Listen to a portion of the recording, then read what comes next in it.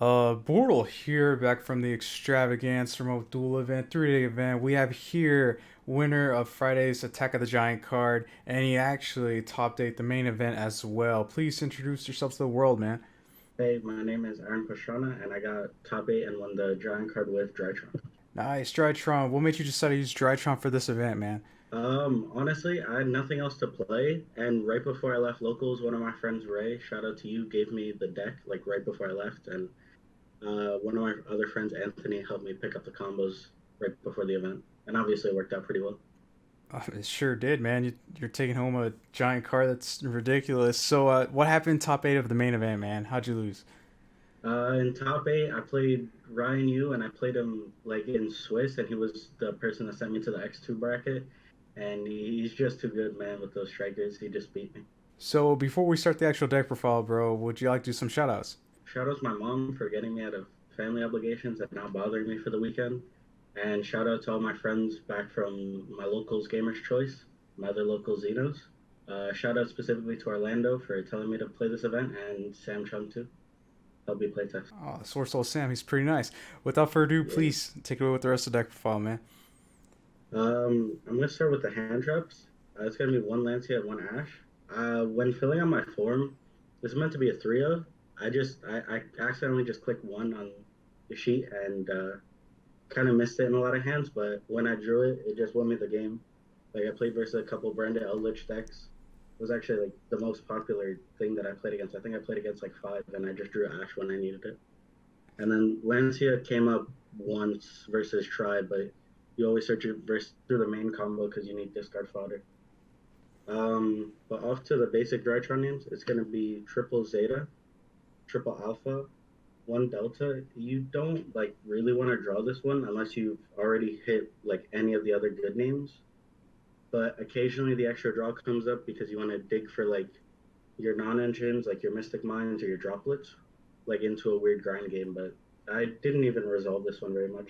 And then the MVP of the whole deck, Gamma, is just in those simplified board states, being able to go assembled Nightingale for Zeus just off tributing a random top deck is just insane. And then for the rituals, it's going to be the one Draconets. Uh, ban this card, or else this deck will just keep going. But I don't know. You gave us two Ben 10, and deck's just been running wild with it. You just resolve. I think I resolved this card 6 times over the course of a game at one point. It's just being able to summon it back, tribute it, summon it back. It's just broken. And Oh, then the secret MVP of the deck that no one really knows how to play correct with unless you've played this deck for a long time. And I didn't even use this card correctly for most of the event is Natasha. Being able to just steal an opponent's monster, gain life points, steal, gain life points, even up to 3 times with the amount of Cyber Angels you play in the deck, it's just insane.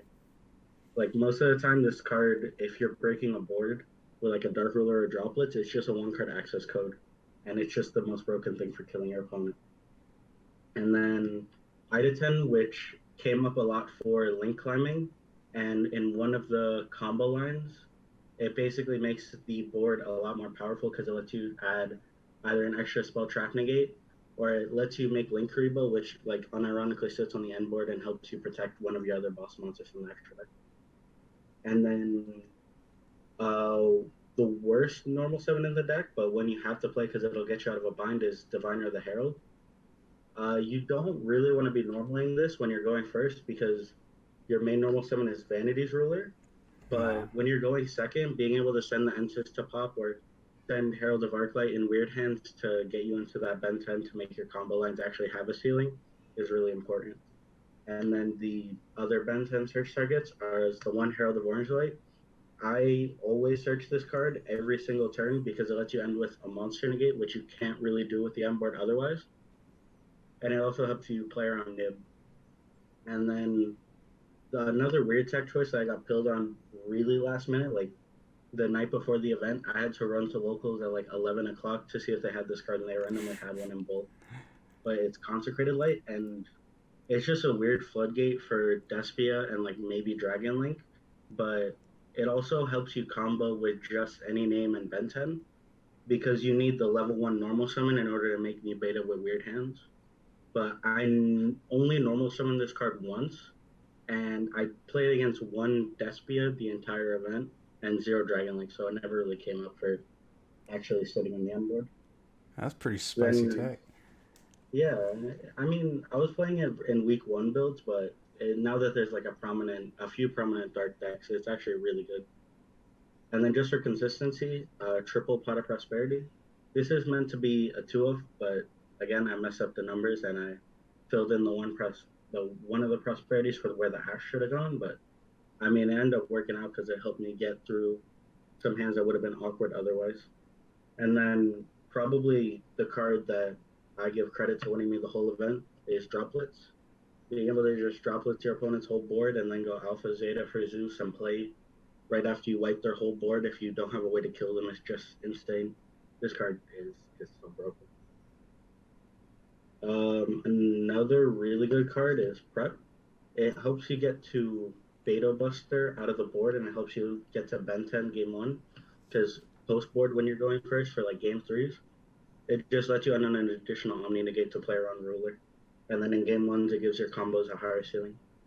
The same with the Ritual Sanctuary, but it only lets you search for light fairies, so it's not really as good. But if you get Mystic Mind, the effect to that has an additional effect to shuffle spells into your deck, which basically gives you an infinite deck count, which makes them not able to deck you out. And if you play this really late into the game when your deck counts are almost even, and you have a Lancey in there, being able to shuffle back 5 cards and give you 5 more turn cycles just can win you games. And it actually stopped me from getting deck out in one of the winter mats, and it actually let me redraw the Harpies that they solomoned, and they didn't have another outfit.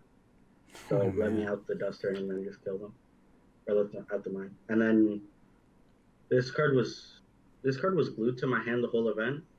Like I think I drew it at least once every single round, which was really annoying. But half of my rounds were Eldritch, so it just won me half of the games for no reason because I just happened to want to play a Mystic Mine out.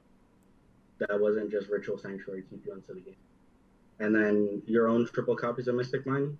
It's just this is the most broken card of the format, right next to this card right here.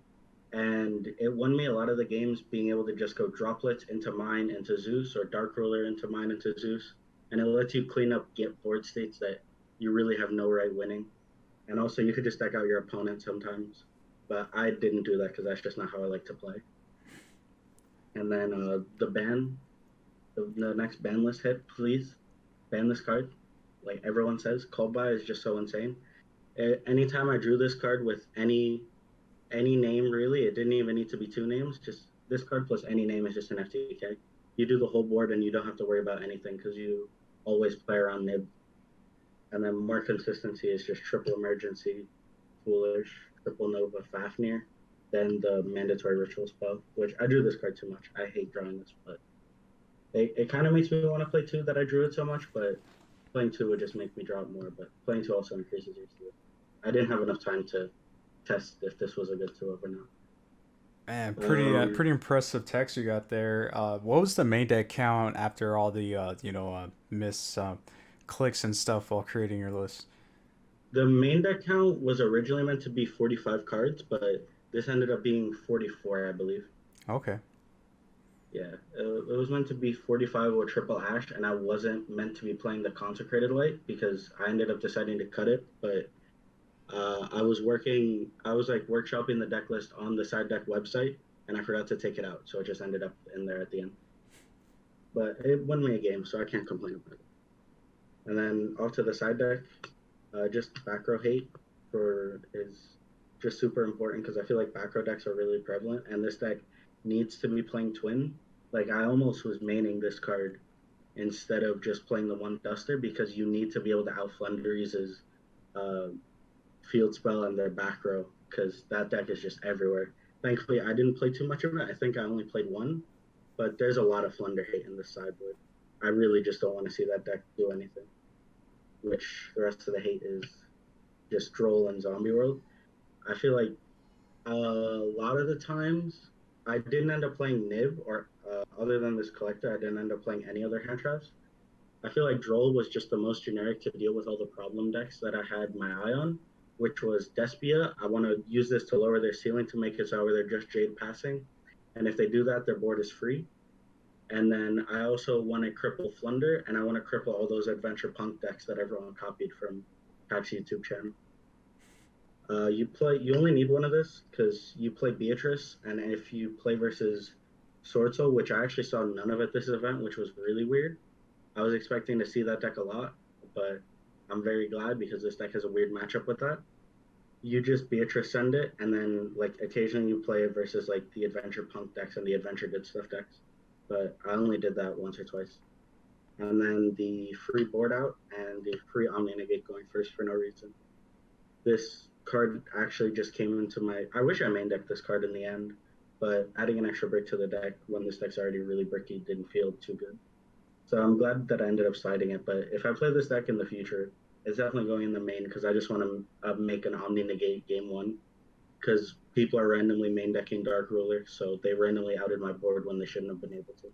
But then off to the extra deck. It's just the one link Karibo for when you need to do Nova plays.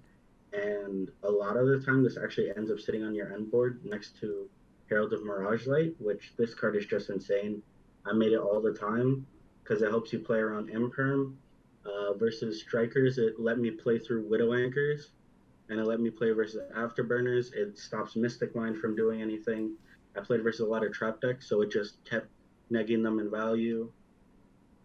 And then it's just really nice to sit this up next to a Vanities. And a lot of people don't know that when you kill this card, you literally just kill yourself because you let your opponent get either a ritual spell or a ritual monster back. You get two. So if they out this card, but they don't out the Vanities, they just lose because I get back Ben 10 and the ritual spell, and they can't do anything because I just have full combo again. Oh man. I never made this, but in theory you can if you like want to get really greedy and go for a really high ceiling play. But you mostly use this with Underworld Goddess, which I decided to cut last minute because I wasn't able to find one, and I don't think I would have played it. But Underworld Goddess will randomly out like the Marincess Link monsters or an Arrival Cybers, but I didn't see any of those decks, so I didn't miss it. But I'd consider playing it more as those decks get more popular. And then Phoenix and Unicorn. Phoenix is insane because with Link Karibo, it gives you a down arrow, so you get a discard, then a draw. You just pitch a Drytron name out of back row and then maybe draw another one. And then your main way to kill your opponent is access code. I saw a lot of people playing Borrelsword. A lot of people were telling me to play Borrelsword, but I think it's easier to link ladder into access code, especially with Natasha, because if you're playing Borrelsword, then Natasha isn't just a free access code. If you use all three steals, you have to commit other cards into the board. And then I made this card literally once, and it was because I had already gone through my access code, so I didn't have a better link for to make. Otherwise, I wouldn't have summoned this at all. You don't end on this card unless you're playing versus specifically Flunder. But versus my Flunder matchup, I lost a die roll, but he didn't draw Shifter, so I was able to just crack the board with Droplets and mine. And then Free Zeus, this card's insane. Tsumi Veda, for a lot of my OTK routes, the second one comes up, and there's one combo that I did once where you use both of them turn one, but it doesn't produce that much better of a board, so I did it once and never again. Beatrice, I also didn't summon this once. I summoned this once because I needed to convert a Diviner and an Ida 10 into more damage for game. Other than that, I didn't need it. But you do still play it because it does come up. MVP 1, MVP 2, you just Zeus for 4 and then wipe a board and set up a free disruption. It won me so many games. And then your 2 Diviner targets. You very rarely will send Natis because Natis is more for the second Diviner. But it came up once that I needed to out anti-spell, and Diviner just happened to do that with Natis.